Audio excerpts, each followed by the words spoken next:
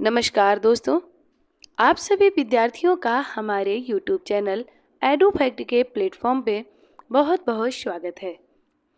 दोस्तों, आज की क्लास में हम उत्तर प्रदेश की मिट्टियों के विषय में अध्ययन करने वाले हैं।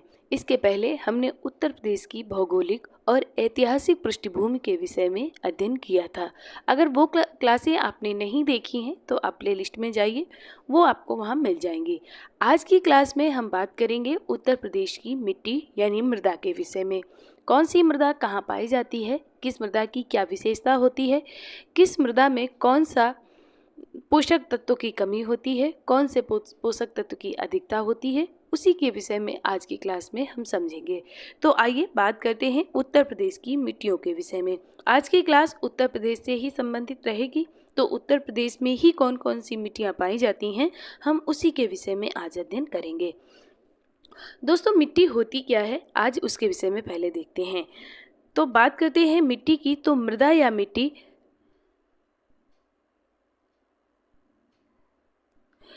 मृदा या मिट्टी पृथ्वी की ऊपरी सतह पर मिलने वाले संगठित पदार्थों की ऊपरी परत को क्या कहते हैं? मिट्टी कहते हैं, जो चट्टानों के विखंडन एवं वियोजन तथा वनस्पतियों के अवसादों के योग से बनती है। जैसे चट्टानें हैं, चट्टानों के जैसे मान लो नदियां हैं, नदियां कहाँ से निकलती हैं? पहाड़ों से निकलती हैं। वो पहाड़ों को धीरे धीरे काट के उनके अवसादों को अपने साथ बहा कर ले जाती हैं और जमा कहाँ करती हैं? मैदान में जमा करती हैं, और उसी से उन्हीं के अवसादों से मैदान बन जाते हैं। जैसे कि जो उत्तर प्रदेश में हम जहाँ निवास करते हैं, वो मैदान जो है वो उत्तर प्रदेश का जो उत्तर पूर्वी मैदान है गंगा का, उसी में हम उत्तर प्रदेश में निवास करते हैं। वो बना कैसे है? तो वो नदियों के अवसादों से, यानी गंगा यमुना आदि नदियों का जो अवसाद है उसी से उसका निर्माण हुआ है। कौन सा? उत्तर प्रदेश का जो मैदान है। तो उस चट्टानों के विखंडन एवं वियोजन तथा वनस्पतियों के अवसादों के योग से बनती है। किसी भी क्षेत्र की मृदाएं पैतृक पदार्थ, यानी जो चट्टानें हैं, पैतृक पदार्थ क्या है? चट्टानें। जलवायु दशाएं क्या हो सकती हैं? वर्षा, तापमान, ढाल की तीव्रता, वनस्पति और समय पर निर्भर करता है। उत्तर प्रदेश को 3 भौतिक विभागों में विभाजित किया गया है, जिसका एक आधार भूमि की बनावट भी है। प्रदेश के मृदा का अध्ययन हम इन्हीं भागों के क्रम में करेंगे। कौन कौन से वो भाग हैं? तो पहला है आपका भाबर एवं तराई क्षेत्र की मृदाएं, मध्य के मैदानी क्षेत्र की मृदाएं और दक्षिण के पठारी क्षेत्र की मृदाएं। इन 3 के विषय में आज हम देखेंगे और इन्हीं तीनों से उत्तर प्रदेश की मृदा का निर्माण होता है, यानी इन्हीं तीनों में उत्तर प्रदेश की मृदा समाहित है। अब बात करते हैं भाबर एवं तराई क्षेत्र की मृदाओं की। प्रदेश का उत्तरी अर्थात भाबर क्षेत्र हिमालयी नदियों के भारी निक्षेपों से निर्मित होने के कारण यहाँ की मिट्टी कंकड़ों, पत्थरों तथा मोटे बालुओं से निर्मित है। यानी हिमालय का जो तराई क्षेत्र है उससे वहाँ पर जो मिट्टी है कौन सी है? तो वहाँ पर क्योंकि तराई क्षेत्र है, नदियाँ वहीं से आकर होती हैं, तो वो जो मोटे मोटे कंकड़ होते हैं जो कि चट्टानों को काट के आते हैं नदियों के साथ में, लेकिन वो भारी होते हैं, इसलिए वो ज़्यादा दूर तक नदियों का साथ नहीं दे पाते और वो हिमालय की तलछटी में ही रुक जाते हैं। क्यों रुक जाते हैं? क्योंकि उनमें वजन अधिक होता है और वजन अधिक होने के कारण वो नदियों के साथ नहीं जा पाते। नदियों के साथ वही कण जा पाते हैं जो कि सूक्ष्म होते हैं। सूक्ष्म का मतलब जो हल्के होते हैं, ज़्यादा बड़े नहीं होते, जो बालुका के समान होते हैं, उन्हीं कणों को नदियाँ अपने साथ ले जा पाती हैं। जो मोटे मोटे कंकड़ होते हैं वो वजन के कारण वहीं हिमालय की तलछटी में रह जाते हैं, जो कि काफ़ी छिछली होती है, अतः जल नीचे चला जाता है। अब ये होते कैसे हैं? तो ये मोटे मोटे कंकड़ होते हैं। आप थोड़े बड़े बड़े कंकड़ों को इकट्ठा करिए और फिर उनमें पानी डालिए तो वो पानी आपका नीचे चला जाएगा। वही हाल यहाँ पर होता है। इस क्षेत्र में कृषि कार्य असंभव है। जाहिर सी बात है, अगर कंकड़ मोटे होंगे तो वहाँ पर कृषि कैसे की जाएगी? ज़्यादातर यहाँ पर होता क्या है? तो झाड़ियाँ और वन पाए जाते हैं, जबकि महीन कणों के निक्षेप से निर्मित तराई क्षेत्र में मृदा समतल, दलदली, नम और उपजाऊ होती है। इस मृदा में गन्ने एवं धान की पैदावार अच्छी होती है। कौन सी मृदा में? तो जो तराई क्षेत्र में मृदा पाई जाती है, जो समतल है, दलदली है, नम और उपजाऊ है, वहाँ पर गन्ने और धान की पैदावार अच्छी होती है। ठीक है, उम्मीद है आपको ये बात समझ में आई होगी। आगे बात करते हैं मध्य के मैदान क्षेत्र की मृदाओं की, जो पूर्व से पश्चिम दिशा में प्रवेश के मध्य भाग पूर्व से पश्चिम दिशा में प्रदेश के मध्य भाग में स्थित विशाल गंगा यमुना मैदान प्लीस्टोसीन युग से आज तक विभिन्न नदियों के निक्षेपों से निर्मित है। इस मृदा में पाई जाने वाली मृदा को जलोढ़ मृदा इस मैदान में पाई जाने वाली मृदा को जलोढ़ या भात मृदा कहते हैं। ये कहाँ पाई जाती है? तो ये पूर्व से पश्चिम दिशा में प्रदेश के, यानी प्रदेश के पूर्व से पश्चिम दिशा में के मध्य भाग में क्या पाया जाता है? विशाल गंगा यमुना का मैदान पाया जाता है और यहीं पर ये मृदा पाई जाती है। इसको कहते क्या है? तो इसको जलोढ़ या भात मृदा कहते हैं, ये आप याद रखिएगा।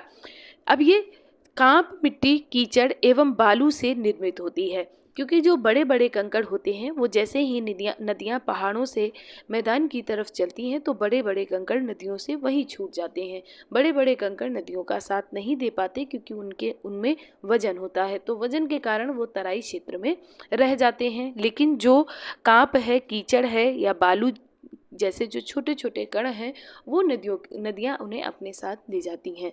लेकिन अनवरत जब नदियाँ चलती जाती हैं तो होता क्या है कि एक ऐसा जगह बनती जाती है कि वहाँ पर वो अपनी कुछ बालू को छोड़ती चली जाती हैं और उसी से क्या निर्मित हुआ है? तो उसी से विशाल गंगा यमुना का मैदान निर्मित हुआ है। और ये जो गंगा यमुना का जो मैदान है वो कब बना? तो प्लीस्टोसीन युग से बनना शुरू हो गया। आपने पढ़ा होगा प्लीस्टोसीन युग, प्री कैम्ब्रियन युग, इनके विषय में पढ़ा होगा। नहीं पढ़ा है आप हमें कमेंट करें, हम आपको वो वीडियो प्रोवाइड करवाएंगे। प्लीस्टोसीन युग से आज तक विभिन्न नदियों, यानी ऐसा नहीं है कि वो एक दिन में ही बन गया, बहुत युग लग गए इस मैदान को बनने में जहाँ हम आप निवास करते हैं। यह मृदा बहुत गहरी और पूर्ण विकसित दशा में होती है, क्योंकि ये बहुत लंबा सफ़र तय करके आती है, इसलिए इसमें उपजाऊपन अधिक होता है। इसमें पोटास एवं चूना प्रचुर मात्रा में मिलता है, जबकि फास्फोरस, नाइट्रोजन और जीवाश्म का अभाव होता है। ये याद रखिएगा, ये आपसे पूछा जा सकता है। इस मैदान के लगभग संपूर्ण मृदा को दो भागों में विभाजित किया गया है। कौन कौन से वो भाग हैं? एक है आपका खादर या कछारी या नवीन जलोढ़ मृदा और दूसरा है बांगर या पुरानी जलोढ़ मृदा। ठीक है, अब हम बात कर लेते हैं खादर मृदा की। तो खादर मृदा आपकी कैसी होती है? जो मृदा नदियों द्वारा प्रत्येक बाढ़ के साथ परिवर्तित होती रहती है उसे खादर या कछारी या नवीन जलोढ़ मृदा कहते हैं। जैसे कि ऐसी मृदा जो बहुत ज़्यादा बाढ़ आई, बहुत ज़्यादा सॉइल इरोजन हुआ और वो ऊपर की मृदा बह गई और फिर नीचे की मृदा बची जो कि इतनी उपजाऊ नहीं होगी। ऐसी मृदा जो बार बार परिवर्तित होती रहे उसे खादर या कछारी मृदा कहते हैं। ये मृदा हल्के भूरे रंग की होती है, छिद्रयुक्त महीन कणों वाली तथा बांगर की अपेक्षा अधिक जल धारण करने की इसमें क्षमता होती है। ठीक है, इस मृदा में चूना, पोटास, ये याद रखिएगा, यहाँ से आपके क्वेश्चन बन जाते हैं कि इस मृदा में चूना, पोटास, मैग्नीशियम तथा जैव तत्वों की अधिकता होती है। इसे बलुआ, सिल्ट बलुआ, दोमट, मटियार दोमट आदि के नाम से जाना जाता है। ये भी याद रखिएगा कि खादर मृदा का उपनाम क्या है, तो उसके लिए आपका ये पॉइंट काम आ जाएगा। नदियों द्वारा बहाकर लाए गए नवीन अवसादी पदार्थों से निर्मित होने के कारण इनकी उर्वरा शक्ति अधिक होती है और खाद देने की इनको जरूरत नहीं पड़ती है। ठीक है, खादर मिट्टी हल्के रंग की, छिद्र युक्त तथा महीन कणों वाली होती है, ये भी याद रखिएगा। अब बात करते हैं बांगर मृदा की। बांगर मृदा कैसी होती है? तो गंगा यमुना मैदानी क्षेत्र का वह भाग जहाँ नदियों द्वारा बाढ़ का जल नहीं पहुंच पाता, वहाँ की मृदा को बांगर या पुरानी जलोढ़ मृदा कहते हैं।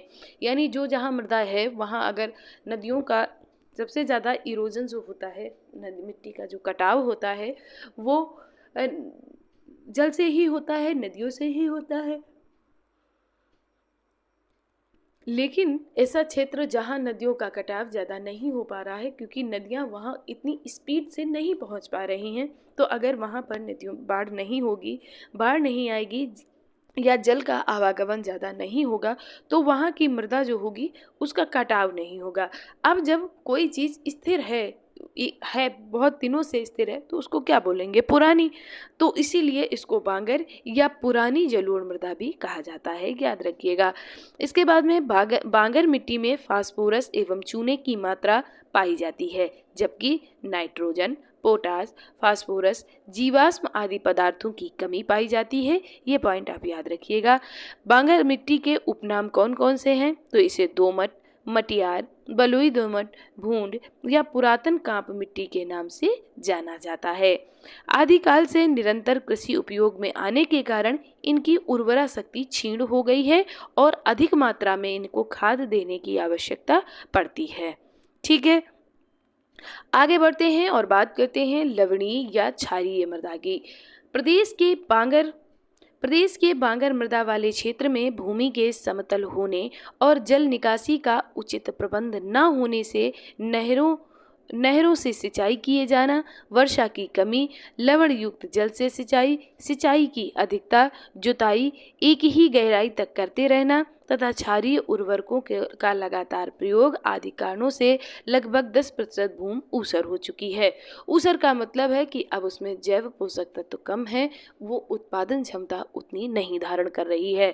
ठीक है, तो क्या कह रहे हैं कि प्रदेश के बांगर मृदा वाले क्षेत्र में क्या है? भूमि अगर समतल नहीं है, जल निकासी का उचित प्रबंध नहीं है, नहरों से सिंचाई की जा रही है लगातार और वर्षा की कमी हो रही है, लवण युक्त जल से सिंचाई हो रही है, सिंचाई की अधिकता है, जुताई एक ही जगह पर गहराई से कर रहे हैं तथा क्षारीय उर्वरकों का लगातार प्रयोग कर रहे हैं, तो इससे क्या हो रहा है? इससे हो रहा है कि 10% भूमि ऊसर हो चुकी है। यानी ये कारण आपकी हेल्दी मृदा के लिए नुकसानदायक हैं। उम्मीद है चीज़ें आपको समझ आ रही होंगी। दोस्तों, अगर आपको ये वीडियो पसंद आ रहा है, चीज़ें समझ में आ रही हैं, तो प्लीज़ वीडियो को लाइक ज़रूर करें और अपने दोस्तों के साथ शेयर करें, जिससे उन्हें भी इनका लाभ मिल सके। और अगर आपको इसमें कुछ त्रुटि लग रही है तो हमें कमेंट करें। अगर पढ़ने में मज़ा आ रहा है, आपको कुछ सीखने को मिल रहा है, तो भी हमें कमेंट करें। आपका कमेंट हमें बहुत ऊर्जा देता है।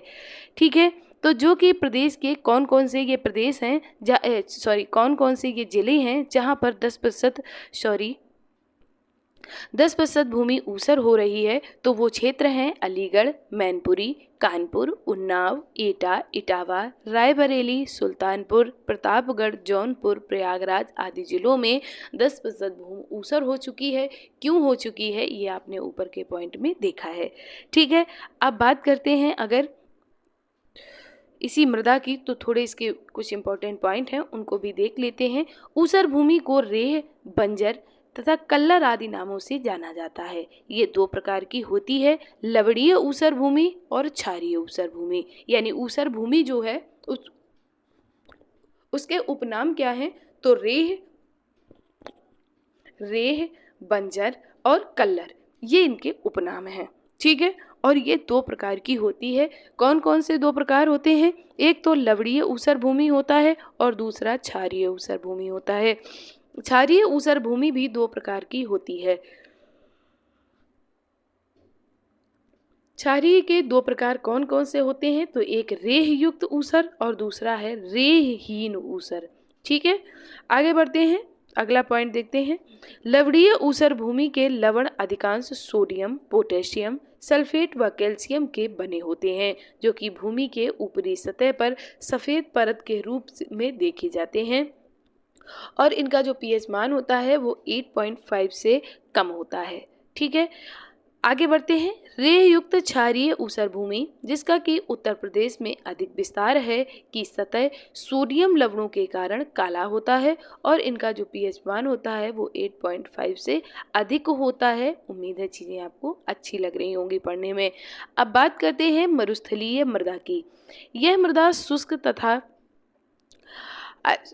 शुष्क क्षेत्रों में जैसे राजस्थान हो गया, हरियाणा हो गया, पंजाब हो गया, जहाँ पर वर्षा कम होती है, ठीक है। और जब बहुत वर्षा कम होती है, जहाँ पर 25 सेंटीमीटर से भी कम वर्षा होती है, वो क्षेत्र आपका रेगिस्तान बन जाता है। लेकिन जहाँ पर वर्षा कम होती है, वो क्षेत्र आपका शुष्क क्षेत्र कहलाता है, यानी ठीक है, पाई जाती है। उत्तर प्रदेश रेगिस्तान को ही लगभग मरुस्थल कहते हैं। मरुस्थल से और ज़्यादा जब वीरान हो जाता है तो उसे रेगिस्तान कहते हैं। उत्तर प्रदेश के कुछ पश्चिमी जिलों जैसे मथुरा, आगरा, अलीगढ़ में यह मृदा पाई जाती है। शुष्कता व भीषण ताप के कारण चट्टानें विखंडित होकर बालू के कणों में परिणत हो जाती हैं। इसमें लवण व फास्फोरस अधिक मात्रा में पाया जाता है।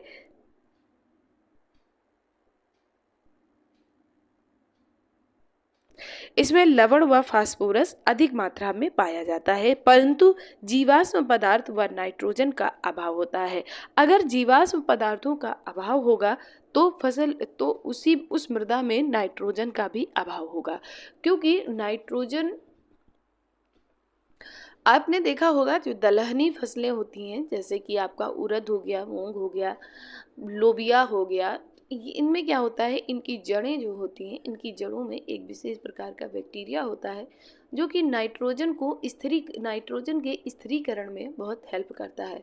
इसीलिए जब फसल चक्र की बात आती है, यानी फसल बोने की बात आती है या फसल उगाने की जब बात आती है, तो एक साल में के बाद या एक साल में दलहनी फसलों को उन खेतों में जरूर बोना चाहिए। लगातार एक ही जैसी फसल बोने से आपके खेतों की मृदा खराब हो सकती है, और उससे बचने के लिए आपको एक साल में उड़द है, मूंग है, चना, मटर, लोबिया जैसी फसलें बोने से आपके खेत में नाइट्रोजन की पूर्णता बनी रहेगी।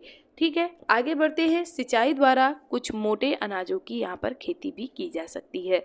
आगे बढ़ते हैं और बात करते हैं, इसीलिए राजस्थान में बाजरा जो मोटा अनाज है, मक्का जो मोटे अनाज में आता है, की पैदावार अच्छी होती है, क्योंकि वहाँ की जो भूमि है वो मरुस्थलीय है। याद रखिएगा।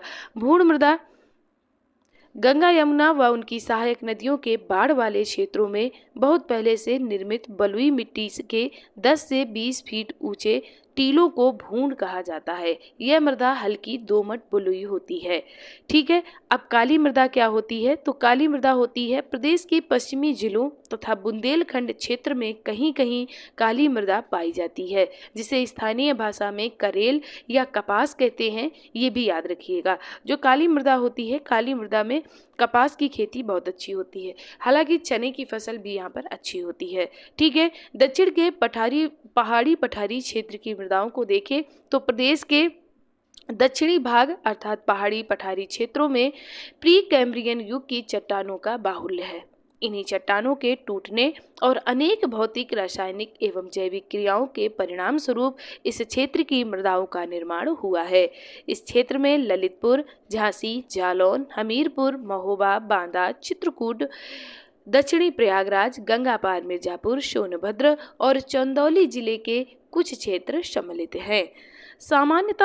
सामान्य तौर पर इस क्षेत्र की मृदा को बुंदेलखंडी मृदा कहते हैं, याद रखिएगा। लेकिन थोड़े बहुत अंतरों के साथ यहाँ कई मृदा पाई जाती हैं, जैसे लाल मृदा, पड़वा या परवा। ठीक है, आगे मार या माड़ मृदा, राकर या राकड़ मृदा एवं भोंटा। ये आपके जो है ये दक्षिण के पठारी पहाड़ी क्षेत्रों की मृदाएं हैं प्रमुख रूप से, और ये बुंदेलखंडी मृदाओं का भी हिस्सा है।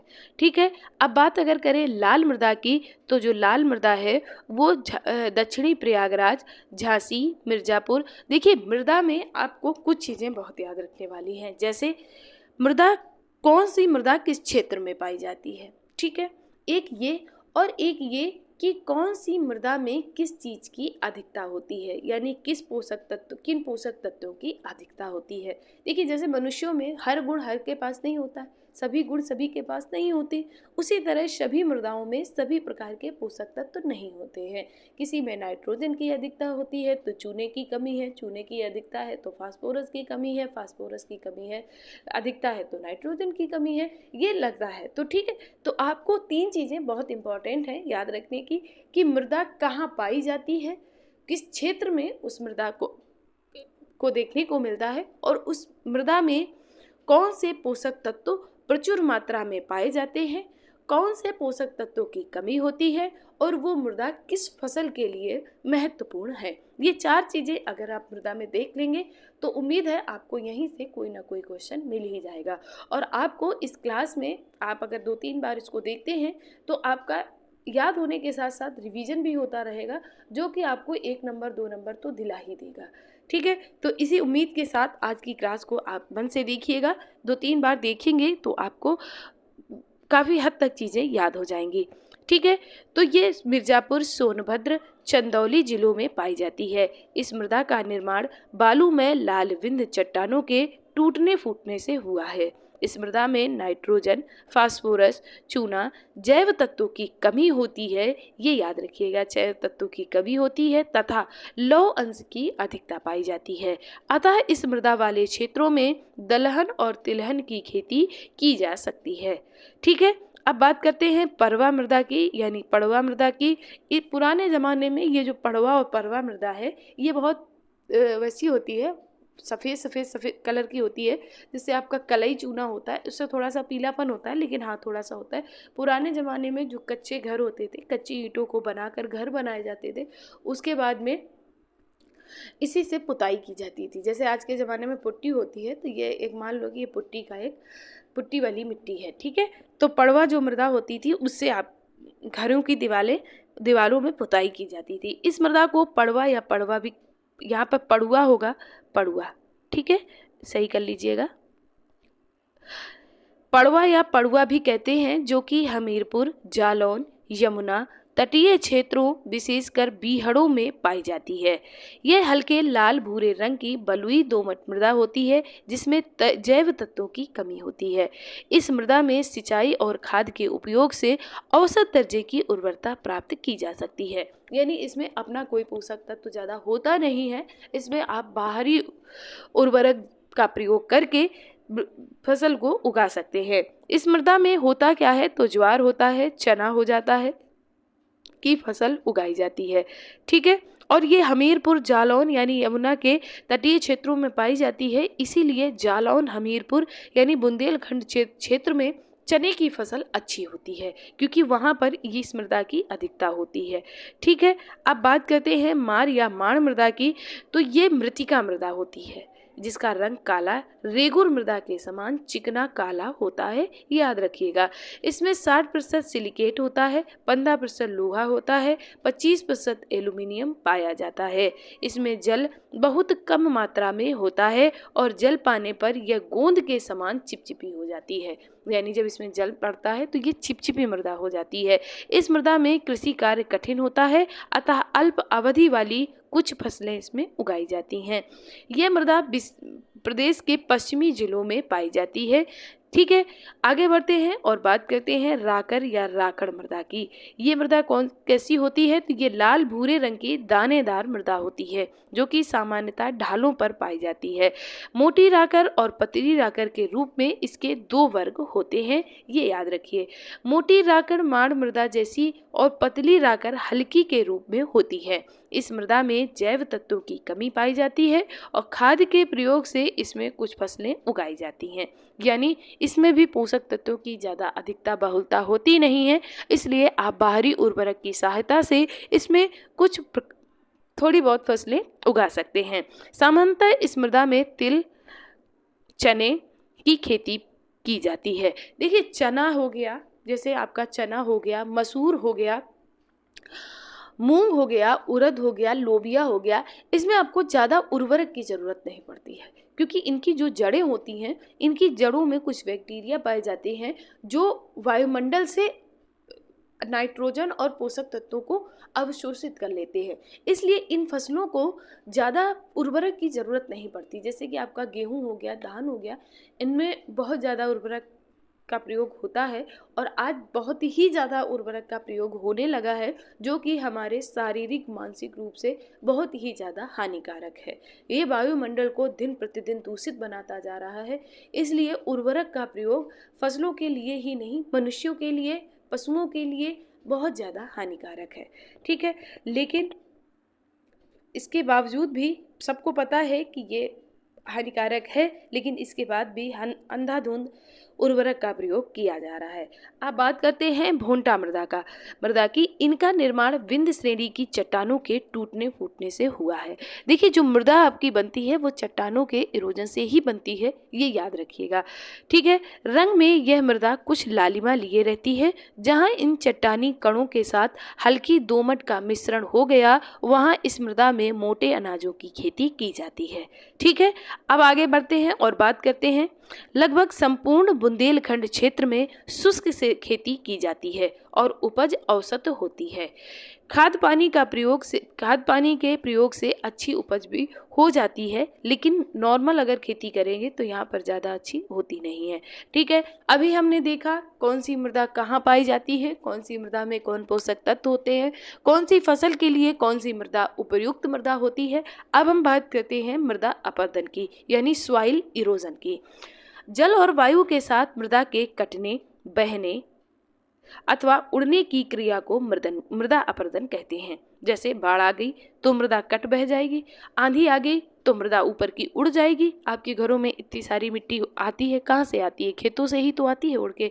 खेतों की ऊपरी सतह की मिट्टी सर्वाधिक उपजाऊ होती है और यह मिट्टी सबसे अधिक पहले कटती है, क्योंकि ऊपर रहती है, इसलिए यही मिट्टी का इरोजन पहले होगा। प्रदेश में स्वाभाविक रूप से वनस्पतियों के कम पाए जाने और मानवीय प्रयासों से वनस्पतियों को नष्ट किए जाने से प्रति वर्ष हजारों हेक्टेयर भूमि नष्ट हो जाती है। मृदा अपरदन आज हमारी कृषि भूमि के लिए सबसे भयानक खतरा बना हुआ है। ठीक है। अब बात करते हैं मृदा अपरदन के प्रमुख प्रकार कौन कौन से हैं। तो जलीय अपरदन और वायु अपरदन, ये मृदा अपरदन के दो मुख्य प्रकार हैं। में से उत्तर प्रदेश में जलीय अपरदन का वायु अपरदन की अपेक्षा अधिक प्रभाव है। यानी मृदा अपरदन के दो कारण हैं। कौन कौन से? जलीय अपरदन और वायु अपरदन। लेकिन अपने उत्तर प्रदेश में जलीय अपरदन का वायु अपरदन की अपेक्षा अधिक प्रभाव है। यानी हमारे यहाँ जो मृदा अपरदन होता है वो जलीय अपरदन द्वारा ज्यादा होता है। जलीय अपरदन का लगभग संपूर्ण प्रदेश प्रभावित है, जबकि वायु अपरदन कुछ खास क्षेत्रों और समयों तक सीमित है। वायु अपरदन तभी होगा जब बहुत तेज आंधी चलेगी, वही एक तूफान आएगा, वही एक वायु अपरदन का कारण है। लेकिन उत्तर प्रदेश क्योंकि मध्य भाग में है, इसलिए यहाँ ज़्यादा आंधी आती नहीं है, तो यहाँ पर ज़्यादा वायु द्वारा मृदा अपरदन नहीं होता है। अब अगर हम बात करें जलीय अपरदन की, तो जलीय अपरदन की बात करें, भूमि पर वनस्पतियों का अभाव, ढालदार स्थानों पर खेती करना और बिना सोचे समझे जुताई करना। देखिए, वनस्पतियों का अभाव। अब वनस्पतियों का अभाव कैसे होता है?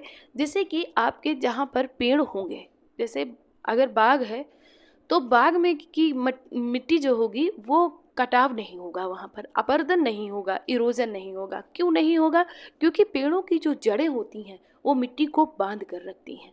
और अगर कहीं ऐसा जगह है, ऐसा खेत है जहाँ पर कोई पेड़ नहीं है, आप देखिएगा कि वहाँ की मिट्टी बहुत जल्दी कट जाती है। और जहाँ पेड़ होते हैं तो पेड़ों की जड़ें जो होती हैं वो मिट्टी को बांध कर रखती हैं, इसलिए वहाँ पर कटाव नहीं होता है। ठीक है। तो अगर वहाँ पर वनस्पतियों का अभाव होगा तो मिट्टी जल्दी कटेगी। फिर है ढालदार स्थानों पर खेती करना।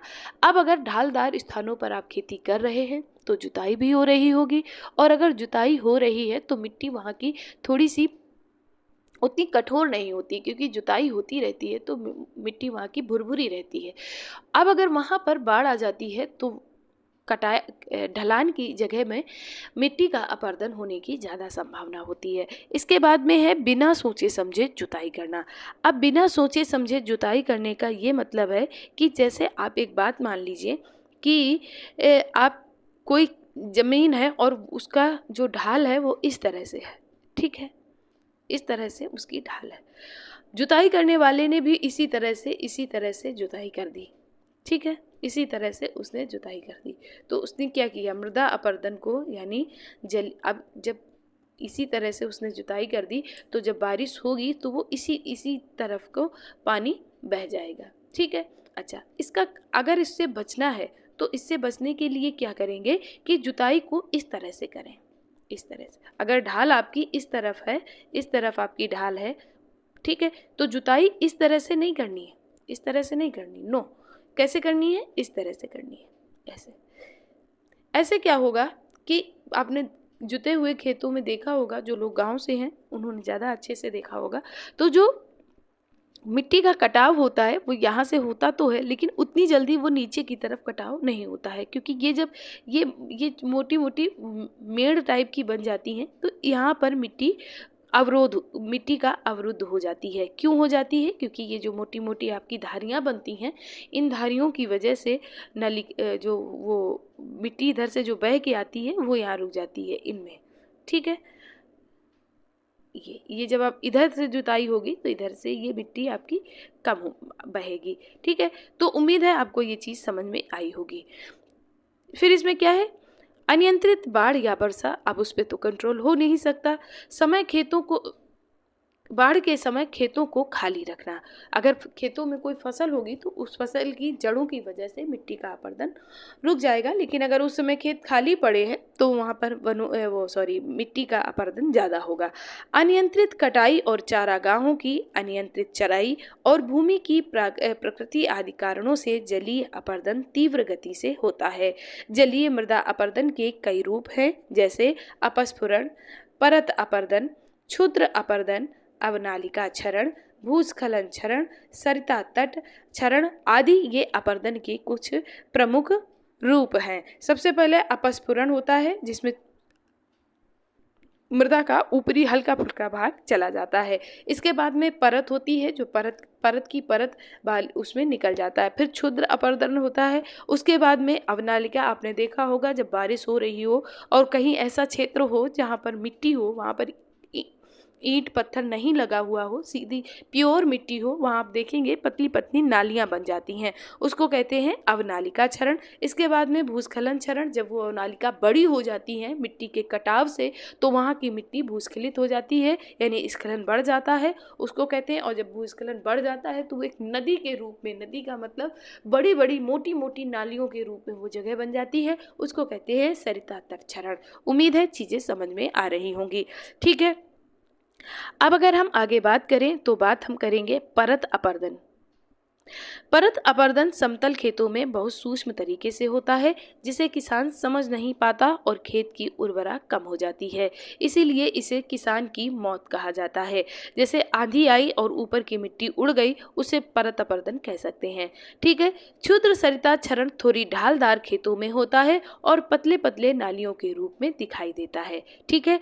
अवनालिका क्षरण थोड़ी या अधिक ढाल खेतों पर होता है, जिसमें क्षुद्र सरिता का ही बृहद रूप है, यानी जो सरिता है ये अवनालिका का बृहद रूप है, यानी अवनालिका में पतली पतली नाली टाइप का क्षरण होता है। ये अवनालिकाएं यू या वी सुरंग के आकार की होती हैं, ये याद रखिएगा, एग्जाम में एक बार ये क्वेश्चन पूछा गया था। प्रदेश का यमुना और चंबल क्षेत्र यानी इटावा का क्षेत्र अवनालिका क्षरण से सर्वाधिक प्रभावित रहता है, ठीक है। अब वायु अपर्दन की अगर बात करें तो प्रदेश में वायु द्वारा मृदा अपर्दन गर्मी के महीनों में अधिक होता है, क्योंकि आंधी कब आती है? गर्मियों में ज़्यादा आती है, जिससे दक्षिण पश्चिमी उत्तर प्रदेश के 3200 एकड़ कृषि योग्य भूमि का प्रतिवर्ष विनाश हो रहा है और रेगिस्तानी मृदा का प्रतिशत बढ़ रहा है। प्रदेश के आगरा, मथुरा, इटावा आदि जिले इससे काफी ज्यादा प्रभावित है, ठीक है। तो ये था आज का आपका मृदा की क्लास। आपको कैसी लगी हमें कमेंट करके ज़रूर बताएं। क्लास पसंद आई है तो अपने दोस्तों के साथ शेयर करें और हमें कमेंट करें। अगर आपको इसमें कुछ त्रुटि लग रही है तो भी आप हमें कमेंट करें, हम उसमें सुधार करेंगे, लेकिन कमेंट ज़रूर करें और वीडियो को लाइक तो ज़रूर करें, क्योंकि आपका लाइक हमें बहुत ऊर्जा देता है और आपका इसमें कोई खर्चा भी नहीं लगता है, ठीक है। तो आज की क्लास आप 2-3 बार देखिए, आपको बहुत अच्छे से समझ में आ जाएगी। आप सभी विद्यार्थियों का एक बार दिल से बहुत बहुत धन्यवाद।